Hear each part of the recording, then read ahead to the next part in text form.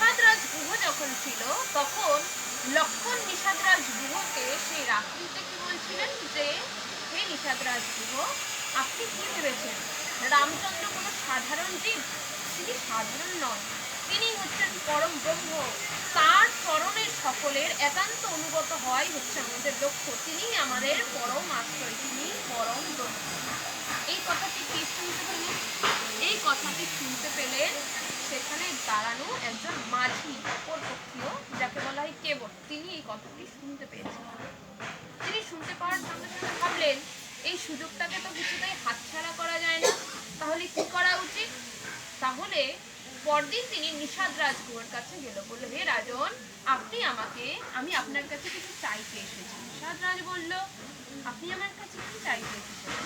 বলল, পরদিন রামচন্দ্র গঙ্গা নদী পার হয়ে যাবেন, তাই আপনি সকল মাঝিদের বা সকল গ্রামে এটাই প্রচার করুন যেন রামচন্দ্র পরদিন একমাত্র আমার নৌকাতেই যায়, আর অন্য কোনো নৌকাতে যেন তিনি না যান। নিষাদরাজ বলল, ঠিক আছে। তখন প্রভু যথাক্রমে গঙ্গা নদীর তটে এসেছে গঙ্গা পার হওয়ার জন্য। দেখছে নদী তটে কোনো নৌকা আর নেই, এবং একটি মাত্র নৌকা আছে, তাও সেই নৌকাটি তটের মাঝখানে নয়, সেটি রয়েছে একদম গঙ্গার মধ্যিখানে। যখন দেখেছে তখন ভগবান শ্রী রামচন্দ্র সেই মাঝিকে ডাকছে। মাঝিকে হিন্দিতে বলা হয় কেবট। ও কেবট ভাইয়া, আপকি নাও ইধার লাও। তখন সেই কেবট বলছে, প্রভু মে নেহি লাউঙ্গা।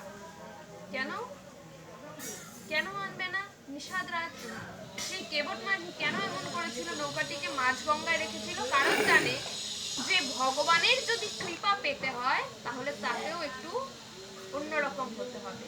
যদি নৌকাটিকে সে রাখে নৌকা তটে, গঙ্গা তটে, তাহলে সঙ্গে সঙ্গে রামচন্দ্র লক্ষণ সীতা উঠে বসে যাবে, তার কৃপা প্রাপ্তি হবে না। তার জন্য বলছে, আমি প্রভু নৌকাকে আনবো না। मैं आपका मरम जान चुकी हूँ, মানে আমি তোমার রহস্যকে জেনে গেছি, তুমি সেই আদি অনাদি পরম ব্রহ্ম। তখন বলছে লক্ষণ বলছে, কেন তুমি মাঝি, তুমি কেন নৌকাটিকে নদী তটে আনতে চাইছো না? তখন বলছে যে যেই ভগবান বালিকে 2 পদ ভূমি চেয়েছিল, 3 পদ ভূমি চেয়েছিল, তার 2 চরণ দ্বারাই তিনি 14 ভুবন এবং 3 লোককে নিয়ে গেছেন, তিনি এই নদী পার হতে পারছেন, এটা কোনো কথা হলো? লক্ষণ বলছে, তাহলে তিনি এখানে এসেছেন কেন? বলছে এখানে তিনি এজন্য এসেছেন ভক্তের উদ্ধারের জন্য। তখন বলছে, প্রভু আমি তোমাকে পার তো করতে পারি, কিন্তু আমার একটা শর্ত রয়েছে। বলছে কি? বলছে শুনেছি তোমার এই শ্যাম সুন্দর চরণে একটি জাদু রয়েছে, তোমাকে আমি তখনই আমার নৌকাতে উঠতে দেবো, আগে তোমার চরণ আমি ভালো করে ধোবো এবং তার থেকে চরণ রোজ বের করব, সেই চরণ জল আগে আমি পান করব, তাতে যদি আমার কিছু না হয় তবেই আমি আমাকে আমার নৌকাতে উঠতে দেবো। কেন? বলতে শুনেছি তোমার চরণ রোজের এমনই জাদু যে সেটা যদি কোনো পাষাণ পাথরের উপর পড়ে সেটা নাকি নারী হয়ে যায়। আর প্রভু আমি তো আগে থেকেই বিবাহিত, আমার ঘরে এমনিতেই নারী রয়েছে, আর যদি কিনা তুমি আমার নৌকাতে তোমার চরণ রাখো, যদি আমার নৌকাটি নারী হয়ে যায়, তাহলে প্রভু আমার ঘরে আগে থেকে একজন আছে, একে নিয়ে আমি কি করবো? একই তুই একটা নৌকা রয়েছে, এই নৌকার মাধ্যমে যা কিছু উপার্জিত হয় আমি আমার গৃহ পরিবহন চালাই, তাতেও আমার কষ্টকর হয়ে যায়। আর যদি আরেকটি নারী হয় তাহলে তো প্রভু আমি পারবোই না, আমার নৌকাতেই